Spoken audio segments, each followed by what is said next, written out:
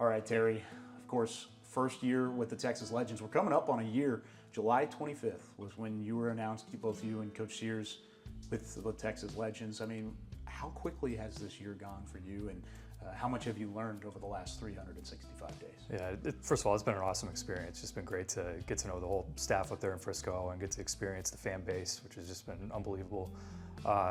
It's gone by real fast, and part of it was also flowing right in from the Legends season into a Mavs playoff run, into draft and free agency, and here we are again at Summer League. You know, I feel like the season's right around the corner. Yeah, you talk about the transition. It was like that not only for you, but a lot of the staff, both with the Legends and the Mavericks and the players as well, guys like Omax and AJ and all of these guys who have been Legends before, but then get to experience a playoff run with the Mavericks. I mean, how much do you feel like that made an impact on this organization, and how much energy does that bring into a new season? It's huge. I mean, it was so cool to see Omax and Fudge and Brandon Williams and those guys really get to participate in a long playoff run. They got to, even though they didn't get a lot of minutes, still just being able to be at practice and help with the scout team preparation for the playoff series is amazing. And I know it's something they'll all bring into next year as far as just from an experience standpoint. You can't replicate that, and so to be able to bring that into next season is huge. So you talked a little bit about those guys. I mean, was there a specific moment that stuck out to you throughout the run for some of those former Legends? Absolutely.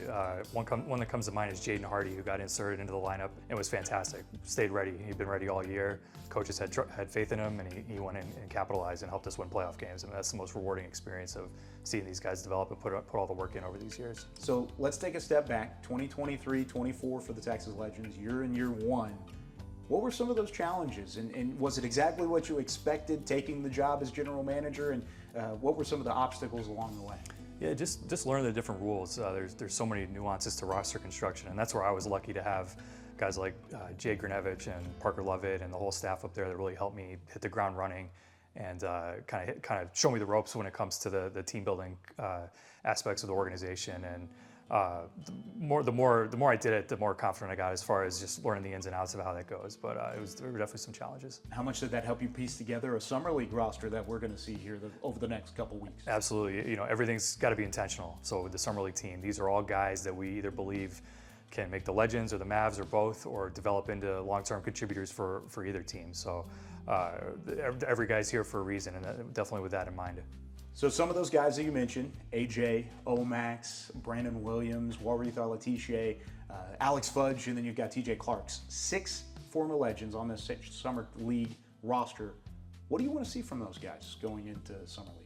I want to see what they showed us down the stretch for the Legends. I mean, all those guys are here because they came in and competed. There were no guarantees, and we loved who they were as people, as workers, and obviously on the court as well. So just progress. Just, you know, they're going to get opportunity here. See what they can do. I'm thrilled for them to get a chance to interface more with the Mavs coaches and staff, and hopefully it pays dividends for them. I know it will for the Legends next year as we go forward building that team. How much did you see Coach Sears grow in year number one as the head coach? He was fantastic. He did a great job.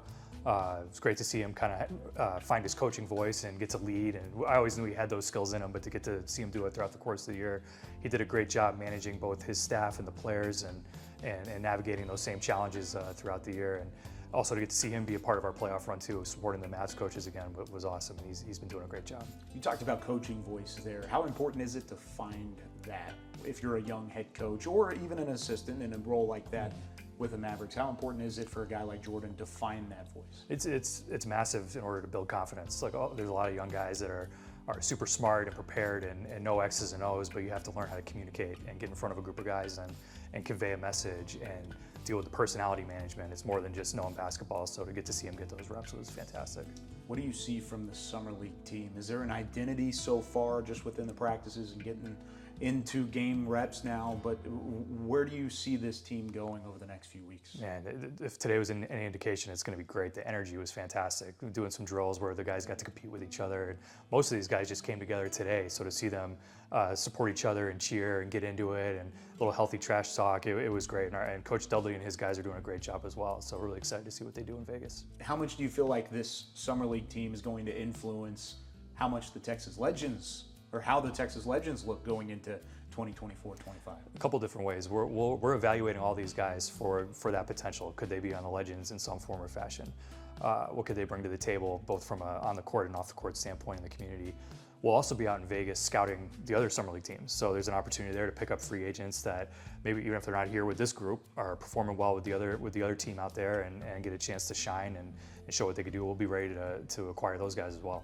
What's one thing from last season that you're going to take into year number 2 as a general manager and make sure that it's a goal for you to achieve? A goal for me this year is just to stay available to my staff and players, and just wherever they need. Be versatile, be a Swiss Army knife. Different challenges come up throughout the course of the year, and just being approachable and accessible is my top goal. Of course, the NBA draft now in the rearview mirror, and the Dallas Mavericks only having the 1 second-round pick, and of course, from a depth standpoint throughout the franchise, that presents its own challenges.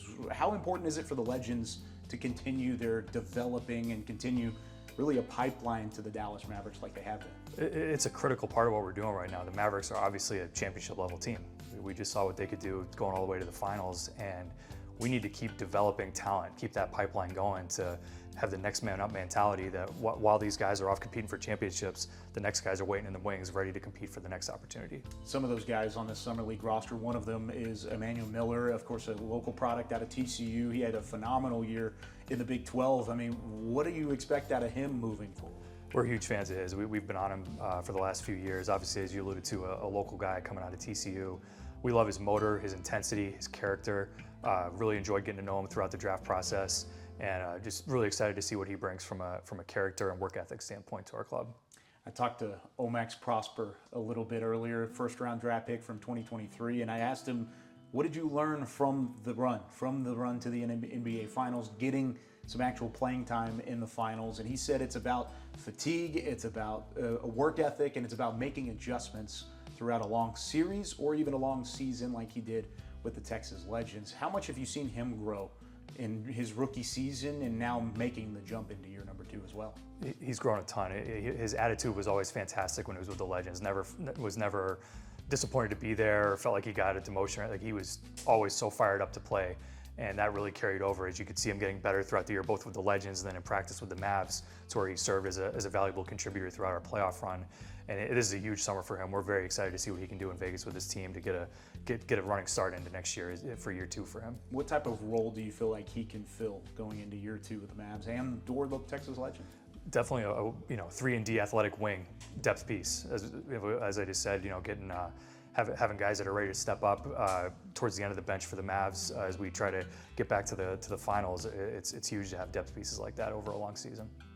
Now, was there a favorite memory during your year number 1 with the Texas Legends? Could be on the floor, could be off the floor, it doesn't really matter. But when you look back at this season, I mean, what are you going to remember most?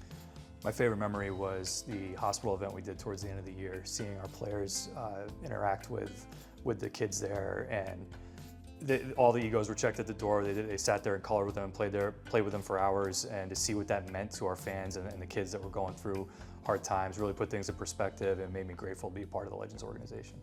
Last one before we let you go. I mean, when you're looking at this Texas Legends team going into 2024 and 25, what's one goal as a team that's attainable even before you even know what the team looks like? Just to compete every night, to reflect the intensity of our coaches, being prepared, being professional. All these guys are talented enough basketball-wise to play in the NBA. It's a matter of showing up, doing the little things, building a team, playing together, the intangibles like that, seeing the team gel like that would be awesome. That's our goal for this year. There you go. It's going to be a whole lot of fun. Texas Legends basketball. Terry, thanks so much. Thanks, Kyle. Appreciate you. Yep.